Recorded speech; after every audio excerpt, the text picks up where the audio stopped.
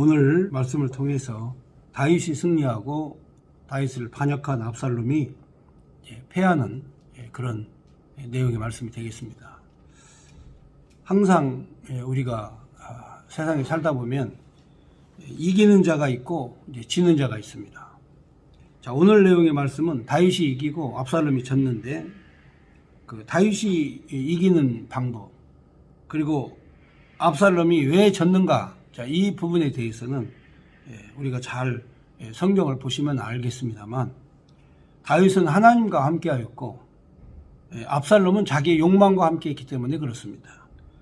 그러니까 우리 인간이 살아가는 데 있어서 하나님을 알고 그리고 사람을 알고 그리고 나를 알고 살아가는데 그 중에 가장 우리가 경계해야 될 것이 그 인간의 욕망입니다. 그 욕망이 사라져야만 하나님의 생각을 하게 되고 하나님의 뜻대로 살아가게 되는 거죠. 자, 그래서 많은 사람들이 바로 욕망 때문에 실패하고 욕망 때문에 쓰러지고 욕망 때문에 넘어집니다. 그런데 그 반대로 하나님을 알고 하나님 뜻대로 살아가는 사람은 반드시 승리하고 반드시 이기게 되어 있습니다. 그래서 오늘 다윗이 비록 압살롬 아들의 반역을 통해 가지고 이제 그 피난길에 올랐지만 하나님께서 또 다윗을 따르는 많은 사람들을 붙여주셨습니다. 그래서 반역자 압살롬을 따르는 이스라엘 군대와 다윗을 따르는 군대가 이제 전쟁을 벌이게 되는데 이 전쟁에서 철저하게 압살롬이 패배를 합니다. 그리고 그 전장에서 죽습니다. 이렇게 하나님께서는 바로 이 선과 악의 싸움에서 반드시 승리자 그리고 실패자 그리고 이기는 자와 지는 자를 하나님이 구분해 놓으시는 것처럼 우리 인생의 삶도 마찬가지입니다. 우리 인생의 삶도 하나님이 승리하며 사는 사람과 패배하고 지는 사람, 이 사람을 구분해 놓는 것입니다. 우리가 오늘 압살롬처럼 하나님을 거역하고 욕망대로 살다가 자기가 왕자의 자리에 올라갔어도 그리고 왕사자의 자리에 올라갔어도 반역을 일으켜서 왕권을 가지고 왕의 자리에 올라갔다 할지라도 하나님께서 그를 인정하지 않으면 그건 실패자가 되는 것입니다. 그러나 다윗은 비록 맨발로 쫓겨났다 할지라도 철저하게 버림받은 것 같았지만 하나님께서는 그 다윗을 다시 높여주셨습니다. 그것은 바로 다윗의 삶에 바로 승리라고 하는 전장에서 싸워서 이기게 하시는 하나님의 승리의 비결, 그게 바로 뭡니까? 예, 그렇습니다. 원수를 원수로 여기지 않는, 원수를 사랑하는, 자, 이 아름다운 마음이 있었기 때문에 그렇습니다. 이것은 바로 예수 그리스도께서 우리에게 가르쳐 주신 말씀과 같은 겁니다. 바로 오리를 가자 하면 십리를 가라. 겉옷을 달라 하면 속옷까지 주어라. 그리고 내 원수도 내 부분과 같이 사랑해라. 이게 바로 성경이 우리에게 가르쳐주는 그 비결의 말씀이 되겠습니다. 오늘 다윗이 그렇게 압살롬이 그렇게 미워도 자기 아들이 그렇게 자기를 반역하고 배신하고 전쟁을 일으키고 수많은 사람이 죽겠거로 만들었다 할지라도 바로 아버지가 아들을 향한 그 마음을 성경에 잘 쓰고 있다. 이게 이제 오늘 말씀의 내용이 되겠습니다. 그러면 이제 아무것도 없이 쫓겨난 다윗에게 하나님이 사람을 붙여주어 가지고 하나님이 군대를 모으게 하셨습니다. 그와 마찬가지로 항상 그렇습니다. 하나님의 사람 주변에는 사람이 몰리게 되어 있어요. 거룩하신 하나님께서 그 사람을 쓰시기 때문에 그 사람과 뜻을 같이 하는 사람, 마음을 같이 하는 사람을 하나님께서 반드시 불러가지고 그와 함께 사역을 하도록 만들어 주시는 겁니다. 그러니까 오늘 내가 누구랑 함께 하는가, 누구랑 같이 사는가, 누구랑 함께 우리가 일을 하는가 보면 바로 내가 잘 되고 있는지 잘못되고 있는지 금방 알 수가 있습니다. 그러므로 여러분들을 피곤하게 하고 여러분을 힘들게 하고 여러분을 고통스럽게 하고 그렇다면 그 근원 문제부터 해결을 해야 됩니다. 그 문제가 해결이 안 되면 전혀 방법이 없습니다. 그래서 다윗은 비록 아무것도 가지지 않고 쫓겨날다 할지라도 하나님께서 그에게 많은 사람을 다시 붙여주셔가지고 그로 하여금 대적과 싸워서 이기게 하신 그 귀한 말씀의 내용을 한번 보겠습니다. 18장 1절에 자, 다윗 주변에 얼마나 많은 사람들이 모여 있는가를 한번 보겠습니다. 이에 다윗이 그와 함께한 백성을 찾아가서 천부장과 백부장을 그들 위에 세우고 그랬습니다. 그러니까 벌써 다윗 주변에는 엄청나게 많은 사람이 모여 있고 또 이스라엘과 싸울 수 있는, 압살롬과 싸울 수 있는 이미 군대가 조직이 돼 있다는 것입니다. 그게 바로 뭡니까? 천부장과 백부장입니다. 이들이 바로 조직을 이루었습니다. 자, 우리가 인간의 삶을 살아가는 데 있어서 나 혼자 외롭고 씁쓸하게 살아가는 사람도 많이 있습니다. 그런데 조직을 이루고 그리고 함께하는 사람들도 있습니다. 반드시 인간의 삶이라고 하는 것은 조직사회에서 살아갑니다. 그런데 내가 어떤 조직에 있느냐, 이게 매우 중요합니다. 내가 이 조폭들 조직에 있느냐, 아니면 하나님의 사도들, 하나님의 일을 하는 거룩한 성도들의 조직에 있느냐, 이 차이도 매우 다른 것입니다. 살아가는 삶이 다르죠. 자, 조폭들 조직에 있는 사람들은 매일 밤 술도 마시고 조직들끼리 그 유흥을 즐기기도 하고 오락을 즐기기도 하지만, 그러나 그 즐거움은 인간의 육체를 더욱더 고달프게 만들고 영혼을 힘들게 만드는 것입니다. 그러나 하나님을 믿는 성도들의 조직은 바로 육체적인 쾌락과 즐거움은 별로 그런 즐거움에 빠지지 않지만, 그러나 영적 기쁨, 다시 말하면 정신적 기쁨이 바로 하늘을 찬양하고 하나님의 영광을 찬양하고 그런 삶을 살게 되면 인간의 영혼도 그렇게 행복해지는 것입니다. 그래서 성도들의 기쁨은 세상의 소욕으로 오는 그런 기쁨과는 비교할 수 없는 그런 엄청난 능력이 그 성도들의 삶 속에 있는 것입니다. 그런데 아직까지 이 천국의 비밀과 하나님 나라의 영광의 비밀을 모르는 사람들은 세상의 육체적 쾌락과 육체적 어떤 그 행복을 찾으려고 사람들이 잘못된 길을 가는 거죠. 그래서 사람들이 하나님 나라의 영광을 모르고 성도들의 반열과 성도들의 조직이 없는 그 사람들은 세속에 살다가 세속에서 욕망대로 살다가 비참한 최후를 맞게 되는 것입니다. 오늘 하나님께서 다윗이 비록 맨발의 그런 사나이로 예루살렘을 떠나서 슬픔과 통곡의 노래를 부르며 예루살렘을 떠났습니다. 그러나 하나님은 예비한 사람들을 다윗 주변에 다 불러 모으게 하셔서 다윗의 군대를 하나님이 조직해서 만들어 놓으신 것입니다. 나 혼자인 것이 아닙니다. 우리가 세상을 살아갈 때 하나님의 천군 천사의 군대가 나랑 함께한다. 그 믿음과 확신이 있는 사람은 확실히 세상을 살아도 다르게 사는 것입니다. 그러므로 우리가 혼자 싸우는 게 아닙니다. 우리가 사악한 사탄의 우리와 싸우는 것도 나 혼자 싸우는 게 아니에요. 여러분, 바로 믿음의 성도들이 신앙과 믿음을 지키고 그리고 이 한국의 교회를 지키기 위해서 싸우는 그런 영적 투사들이 혼자 싸우는 게 아닙니다. 바로 하나님의 군대가, 바로 마하나임의 군대가, 하나님께서 바로 함께 하시는 이 역사가 있는 것입니다. 여러분들도 잘 알다시피 다윗이 항상 싸우러 나갈 때는 여호와의 이름의 군대, 바로 여호와의 군대로 나아갔습니다. 여러분, 야곱도 마찬가지입니다. 야곱도 야복강에 돌아올 때 자기 혼자인 것 같았지만, 형 에서는 군대를 이끌고 왔고 자신은 혼자인 것 같았지만, 하나님께서 바로 이 요셉 야곱 뒤에 하나님의 군대가, 엄청난 군대가 바로 함께 하고 있었다고 하는 것을 이 야곱에게 보여주지 않습니까? 자, 그러니까 사람의 군대나 사람 숫자가 중요한 게 아니라 하나님의 군대가 얼마나 있느냐, 이게 중요한 거죠. 그래서 다윗은 자기 혼자인 것 같았지만 하나님께서 사람을 보내주셔서, 그리고 자기와 함께한 백성들, 자기와 함께한 이 백성들을 찾아갔다고 그랬어요. 그러니까 여러분들도 잘 아셔야 됩니다. 하나님의 군대, 영적 군대는 이미 예비되어 있어요. 다 준비되어 있습니다. 다윗이 바로 그와 함께한 자들을 찾아갔다 그랬습니다. 이 찾아가는 이게 매우 중요한 겁니다. 여러분, 혼자 마음만 먹고 있어서 성공할 수 없습니다. 찾아가야 됩니다. 바로 그 군대와 합류하고 함께해야 됩니다. 나랑 함께하자고 얘기를 해야 됩니다. 그래야만 그 군대가 나랑 함께 싸울 수 있는 여호와의 군대가 되는 거죠. 자, 2절 말씀 보겠습니다. 다윗이 그 백성을 내보낼새 3분의 1은 요압의 휘하에, 3분의 1은 수류아의 아들 요압의 동생 아비새의 휘하에 넘기고, 3분의 1은 가드 사람 이때의 휘하에 넘기고, 왕이 백성에게 이르되 나도 반드시 너희와 함께 나아가리라 하니 백성이 이르되 왕은 나가지 마소서. 우리가 도망할지라도 그들은 우리에게 마음을 쓰지 아니할 터이요 우리가 절반이나 죽을지라도 우리에게 마음을 쓰지 아니할 터이라. 왕은 우리 만명보다 중하오니 왕은 성읍에 계시다가 우리를 도우심이 좋으니이다 하니라.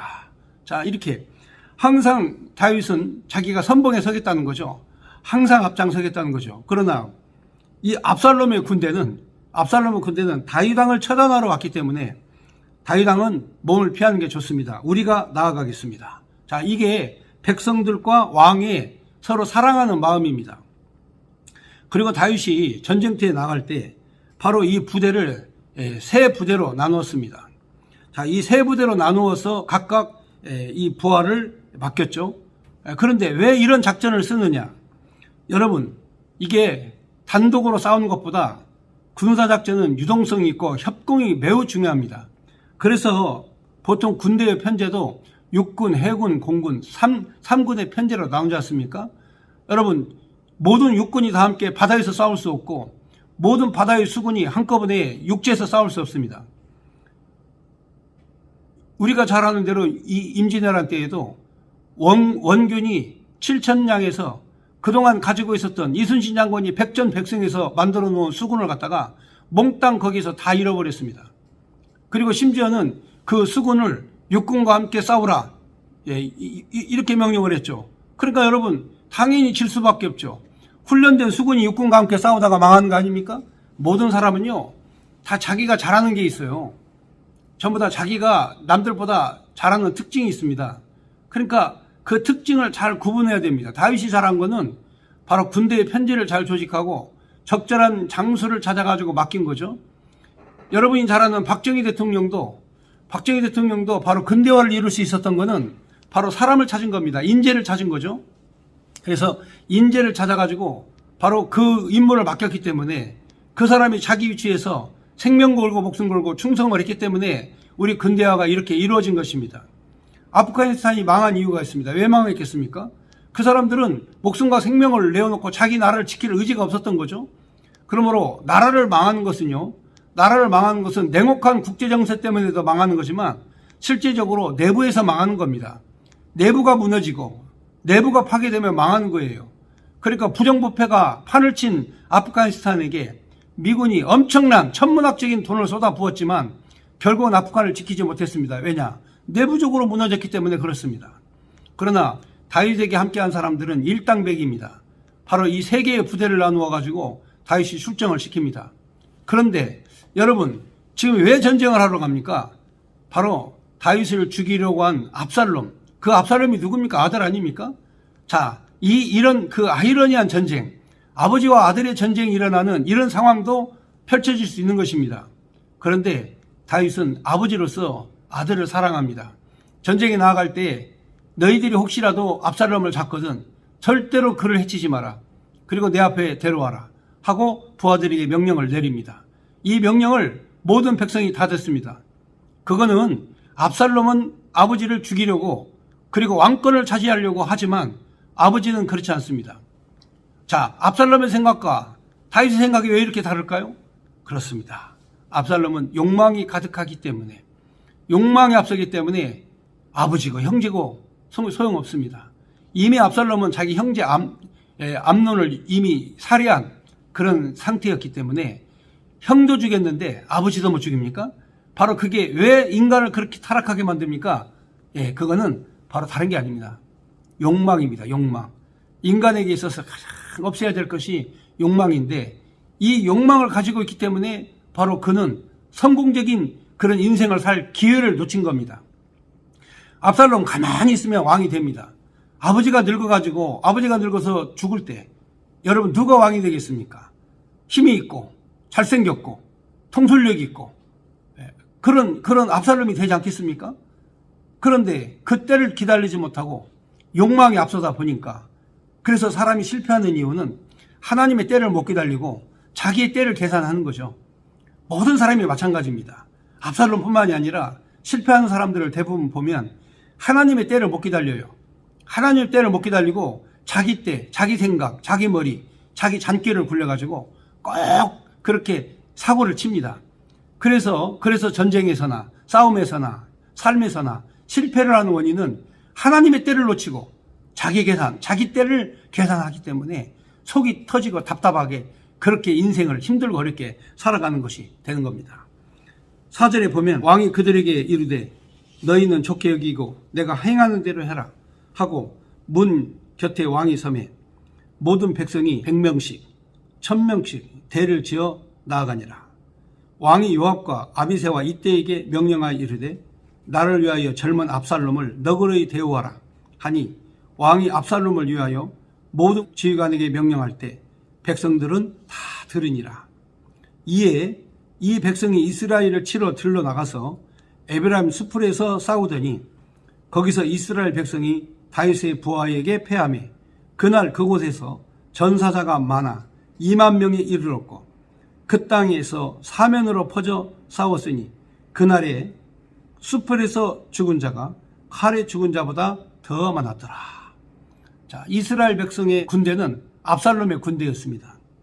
근데 여러분 사실 압살롬의 군대는요 다윗과 별로 싸울 의지가 없는 군대입니다. 왜냐하면 원래는 압살롬이 데리고 간 이스라엘 군대는 원래는 다윗의 군대였습니다.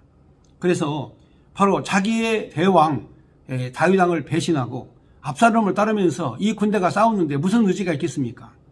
그런데 다윗의 부대는 생명과 목숨을 걸고 왕을 지키려는 군대입니다. 그러니까 바로 군대가 싸울 의지가 없고 군대가 전투할 의지가 없으면 그냥 망하는 겁니다. 여러분 우리나라 국군이 세계 최강의 군사력 6위의 국가입니다. 그리고 여러분들은 잘 알다시피 월남전에서 바로 귀신 잡는 해병이라는 그러한 그 별명이 붙었습니다. 또 6.25 전쟁 때에도 그렇게 그 열세, 다시 말하면 전력, 그리고 전략물자, 무기 이런 것들이 갖추지 않은 상태에서 대한민국 국군이 바로 이 북한군과 싸울 때 혁혁한 전공을 세웠던 그런 것들을 여러분이 잘 아실 것입니다. 결국은 미군의 힘을 얻었지만 그 북해군을 완전히 경멸하고 바로 이 땅을 다시 회복했던 용감한 우리나라의 전투력을 가진 그런 군인들이 있습니다.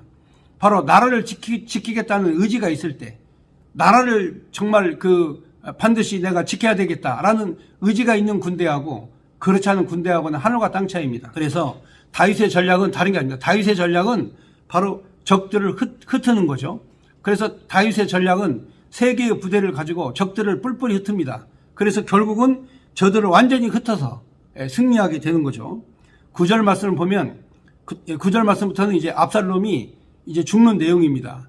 욕망에 가득한 자가 죽는 모습이 어떤 상태로 죽는가에 대해서 성경은 자세히 묘사를 하고 있습니다. 한번 말씀을 보겠습니다. 9절을 보겠습니다. 다윗이 압살롬의 부하들과 마주치니라. 압살롬이 노새를 탔는데 그 노새가 큰 상수리 나무 번성한 나무 가지 아래로 지날 때 압살롬의 머리가 그 상수리 나무에 걸림에 그가 공중과 그 사이에 매달리고 그가 탔던 노새는 그 아래로 빠져나간지라. 한 사람이 보고 요압에게 일러 이르되 내가 보니 압살롬이 상수리 나무에 매달렸더이다 하니 요압이 그 알린 사람에게 이르되 내가 보고 어찌하여 당장에 쳐서 땅에 떨어뜨리지 아니하였느냐. 내가 내게 은 10개와 띠 하나를 주었으리라 하는지라. 자, 이제 압살롬이 어떤 상태인가를 지금 현재 잘 묘사해 주고 있습니다.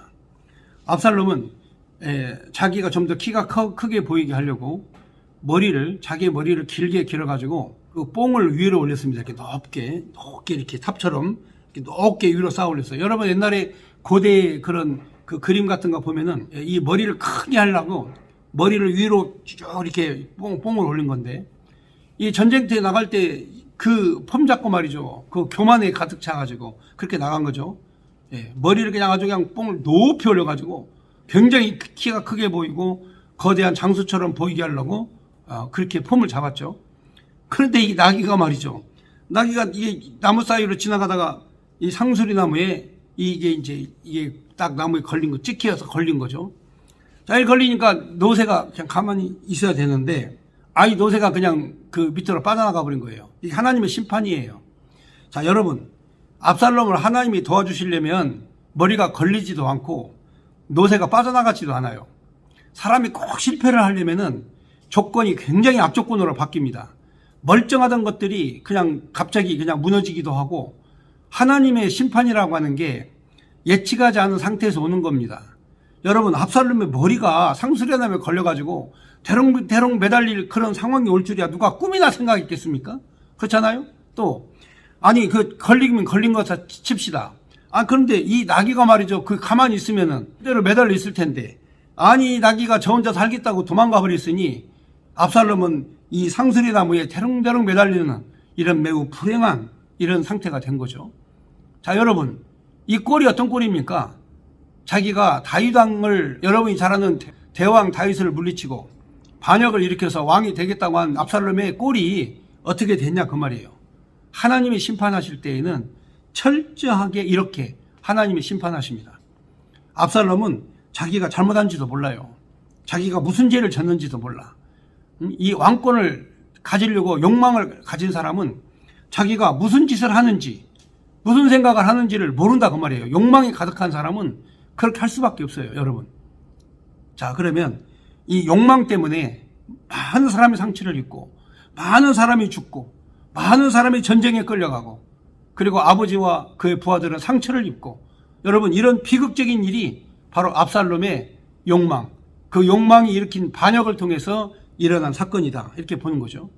근데 요압은 이제 또 군대 장관 아닙니까? 적장이, 저 반역자가 저렇게 나무에 매달려 있으면 바로 창으로 찍어서 죽여버리지. 아니 그 원수를 갖다가 왜 너는 그대로 놓고 왔냐. 이제 책망을 받죠. 그런데 여러분, 다윗이 뭐라고 그랬습니까? 전쟁터에 나갈 때 바로 압살롬을 긍휼히 여기고 불쌍히 여겨라. 그의 생명을 해하지 마라 하고 다윗이 명령을 내렸지 않습니까? 아무리 상수리 나무에 매달려 있다 할지라도 왕의 명령을 어기고 어떻게 그를 죽일 수 있습니까? 그래서 보고를 한 이 병사가 요압에게 매달려 있습니다 라고만 보고를 한 거죠.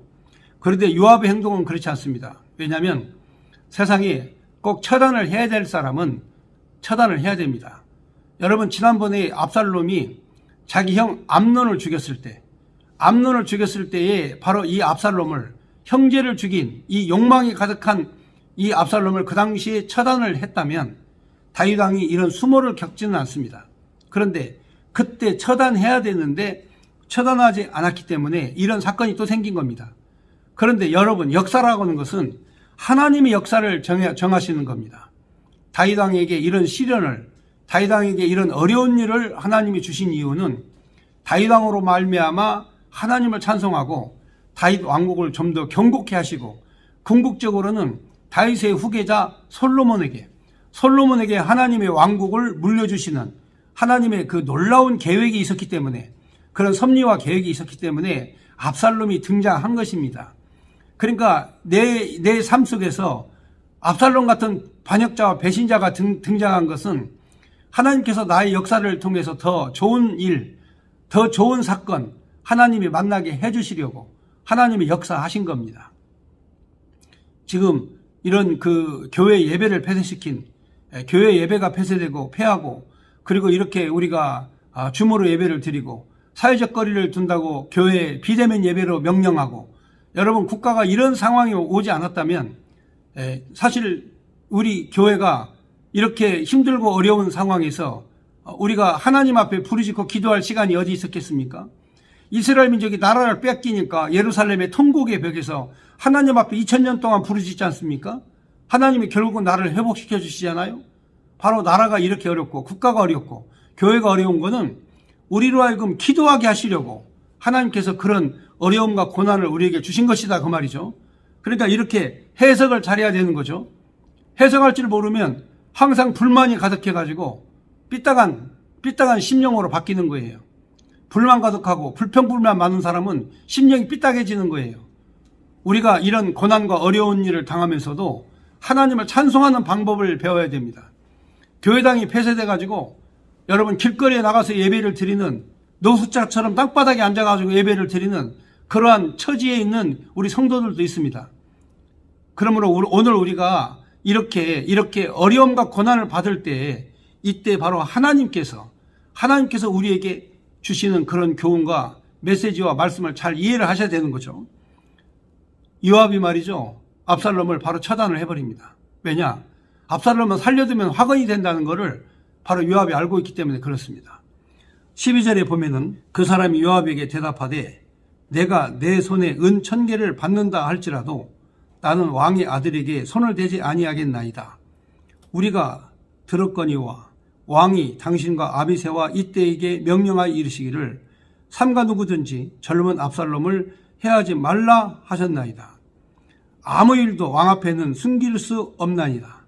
내가 만일 거역하여 그 생명을 해하였더라면 당신도 나를 대적하였으리이다 하니 요압이 이르되 나는 너와 같이 지체할 수 없다 하고 손에 작은 창 셋을 가지고 가서 상수리 나무 가운데에서 아직 살아있는 압살롬의 심장을 찌르니 요압의 무기 든 청년 10명이 압살롬을 에워싸고 쳐 죽이니라.